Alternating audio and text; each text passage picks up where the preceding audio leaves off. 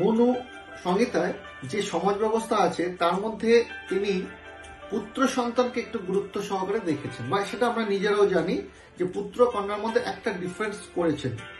কন্যা সন্তান জন্মগ্রহণ করলে তাকে কোথাও বিবাহ দিতে হবে, সম্প্রদান করতে হবে। পুত্র ক্ষেত্রে যেটা হয়ে থাকে সেটা হচ্ছে বংশকে এগিয়ে নিয়ে যাবে এবং মৃত্যুকালে পিণ্ডদান করার অধিকার।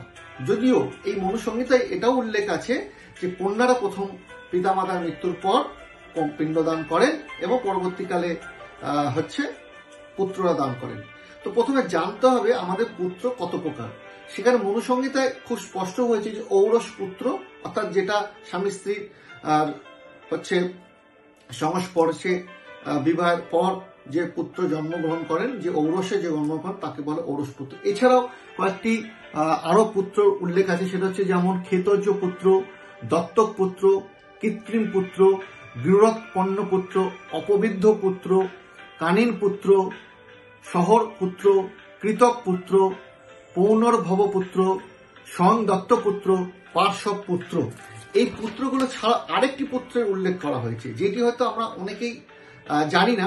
ধরুন, বিশেষ করে সেই সকল দম্পতির ক্ষেত্রে যাদের পুত্র সন্তান নেই, কন্যা সন্তান আছে, পুত্র সন্তান নেই, তাদের ক্ষেত্রে একটা পুত্রকে উল্লেখ করা হয়, সেটাকে বলা হয় পুত্রিকা পুত্র। পুত্রিকা পুত্র অর্থাৎ বাবা যখন তার কন্যার সম্প্রদান করছেন সেই সময় তার জামাতার হাত ধরে একটি অনুরোধ বা আবদার যে হতে পারে, বলতে পারেন, সেটি হচ্ছে যে তাদের বিবাহের পর তাদের যখন প্রথম সন্তান যদি পুত্র রূপে জন্মগ্রহণ করেন, তাহলে সেই পুত্র পরবর্তী সময় সেই তার শ্বশুর মশাইয়ের বা শাশুড়ি মায়ের অন্ত্যেষ্টি ক্রিয়ার সময় পিণ্ডদান করতে পারবেন।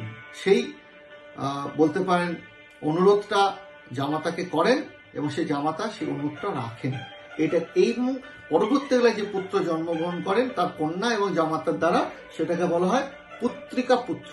এবং শাস্ত্র মতে মনুসংহিতা অনুযায়ী সেই পুত্রিকা পুত্র সেই দম্পতি মৃত্যুকালে তার পিণ্ডদান করার অধিকারী।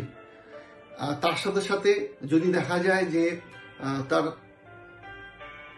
অনেক স্থাবর অস্থাবর সম্পত্তি আছে, সেদিক দিয়ে দেখতে গেলে শাস্ত্র অনুযায়ী, মনুসংহিতা অনুযায়ী সেই যে জন্ম নিয়েছেন তিনি তার সম্পত্তির উত্তরাধিকারী পেতে পারেন।